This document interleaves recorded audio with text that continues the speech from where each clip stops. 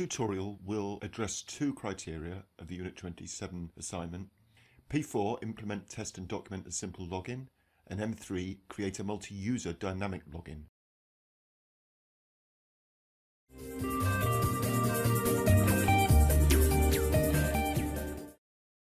We're going to create 4 files. Firstly, the login HTML file, which sends data to the login PHP script. This reads text from the username.txt file, and if authenticated, sends us to the secured PHP file.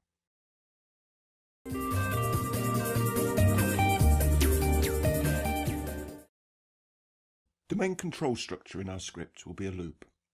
Each time this loops through, it will read a separate line of text from the username.txt file.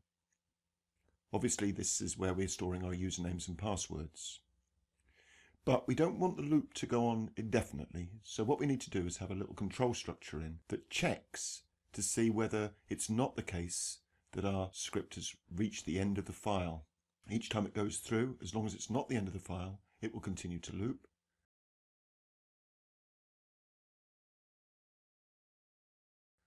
And then once it reaches the end of file marker, it can then exit the loop and it can continue on with the next part of our script. Inside the loop, we need to have a check. We need to check that the inputted username and password from the login HTML file does match a line read from the username.txt file. When a match is found, in this case the name Phil Jones, our script will redirect to a secured file, setting cookies on the way.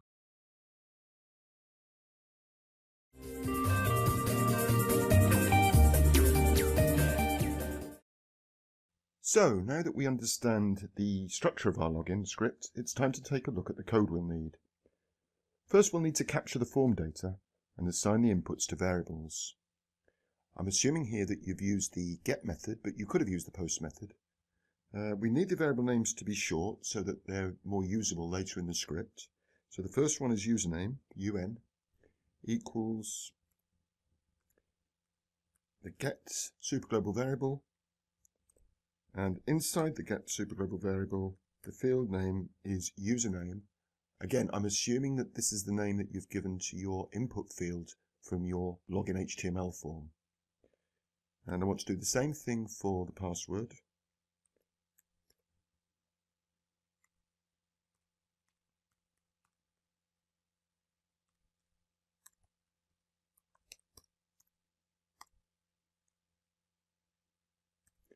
So now when we need to check later in the script the username and the password against the list from our text file, we can just make use of the shortened UN and PW variables.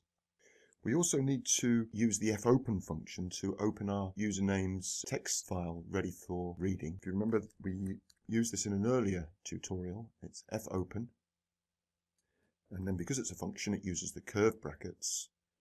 And I'm just going to type in the name of the text file directly into here. You might have assigned that to a variable beforehand, in which case you'd use that. Remember, it's 2 arguments that are taken. The first is the name of the text file, and the second is the method of opening that we want. In this case, we're using the R switch because we only want to read from the file. We won't be wanting to write anything to the file or append anything to it. And of course, all of this needs to be assigned to a variable which is a file handle, which is what we use later in our script when we fetch each of the lines back using the fgets method. So the complete line would look like that. File handle equals fopen, username text, and the R switch. File handle is now a resource that we can use later in the script.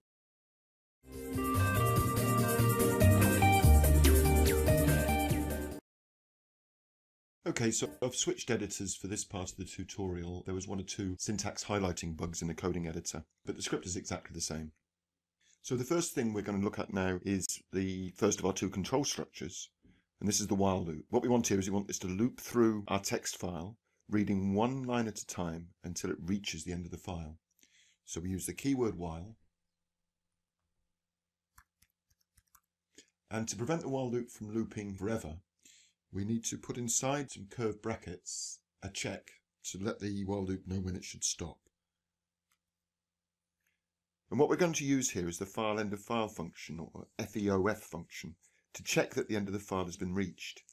We want our while loop to continue to loop as long as it's not the case that the end of the file has been reached. So we use the exclamation mark, which in PHP stands for not. Then the FEOF function. Because it's a function, we then need curve brackets to take any arguments. And the argument for this is the file handle, so it knows which file to check. Make sure we close off our brackets. And then inside a pair of curly braces, we'll put all of the code that we want to execute through each iteration of the loop. So our code goes in here. And each time the while loop loops through, this code will be executed.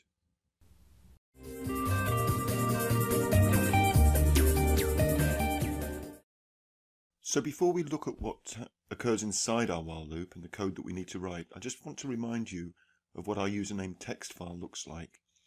Each line in the text file contains a string, and this string is, the first part is the username and the second part is the password, and these are separated by the pipe symbol. So what we want our script to do first of all is read each line in and then separate the username and the password. So to read each line in, we make use of a function that we've seen before. It's the fgets function. This gets each line from our file handle. And this needs to be assigned to a variable. So we'll call this the data.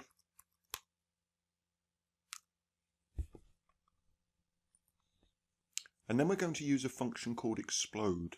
And what explode does is it takes a string and it splits the string according to a particular character that we choose ahead of time and allocates each part of that string to a different part of an array. So we'll create an array and we'll call it username, and that's going to equal the explode function. It's a function, so it needs curved brackets, and it takes two arguments. The first argument is the character we want to use to mark out the split points, and of course we use the pipe symbol, so inside quotes, and then because there's two arguments, they're separated by a comma. And of course the second part is going to be the data, which is the string that we want to split. So now if we were to look at username, there's two parts to it. It's an array. So username, it's an array, so it has square brackets. 0, that's the index, the first part. Arrays always start with an index of 0. That's going to hold the username, following on from the explode function. And then the second part of username, which will use the index 1, that's going to contain the password.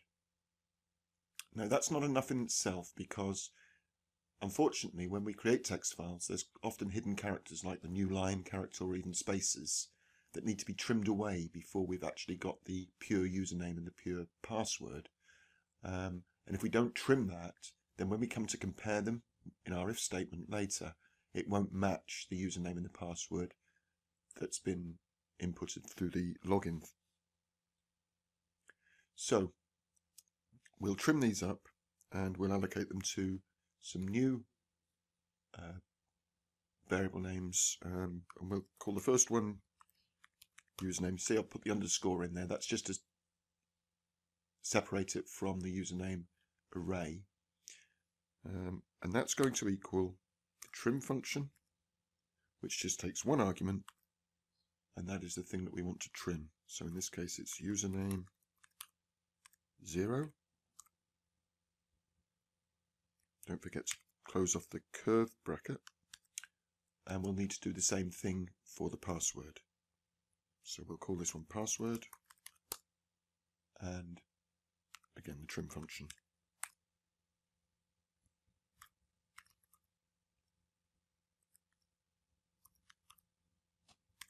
but this time use the 1 index. So now we have two variables. We have username and password, and each time we loop through the loop, these will obviously have a different value.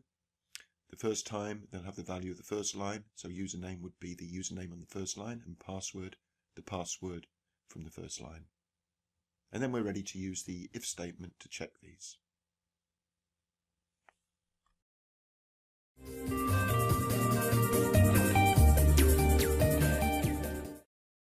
We're now ready to write the code that's going to check that the login details match an existing record in our username.txt file. And we do that using the if statement, keyword if, and like the while structure, there's a pair of curved brackets, and inside here is where the code for the check goes.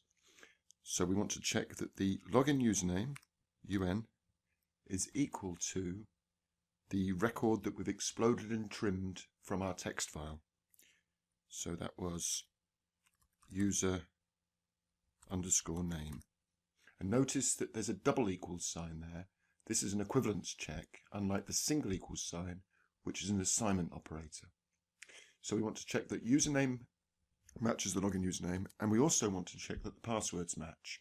So to do that, we have an additional command here, which is the double ampersand, and in PHP that stands for a logical AND. So it's saying if username matches username and password matches password. So it's PW is equal to password. And so if that check is successfully passed, then what comes in between the curly brackets is the code that's going to be executed. A successful login. And that code will go in here.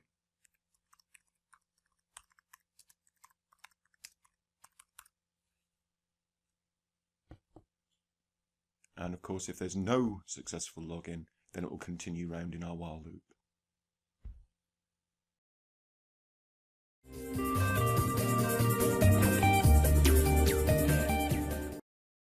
Finally, we're ready to write the code for the successful login. This goes inside the if statement, and this is going to make use of two functions. The first is a setCookie function, which is pretty much what it says on the tin. It sets a cookie, a persistent cookie, that will allow us to track the user through their login session. Because it's a function, again, it takes two curved brackets, and a setCookie takes at least two arguments. The first is the name of the cookie. I'm going to call this one username, and these are separated by a comma, and we're going to set username to the value of the login details, so that's UN. Notice that the first argument is in quotes because it's a simple string. The second argument, as a variable, doesn't need quotes. And we could set any number of cookies. You may also want to set a cookie for authorization. This is to prevent random users just from stumbling across the authenticated page. So the authenticated page would start with a check to see whether there's an authorization cookie in place. And then the second function that we need to use is the header function. This essentially creates header information in the returned HTML document to redirect the user. So header, and this is all in quotes, location, this is a colon following that, and then the name of the file that we're redirecting to. In this case, I'm assuming that you've got something like files.php as your authenticated page. And then finally, we just need to exit from the while loop, and that's just a simple exit command. And that's all that's needed for the if statement. But what you will also need is another header statement outside of the while loop. So if the while loop is completed and no check's been found, then that header would redirect the user to the login HTML page to try again. So that's it. All the pieces are in place, and you should now be able to put together a login system.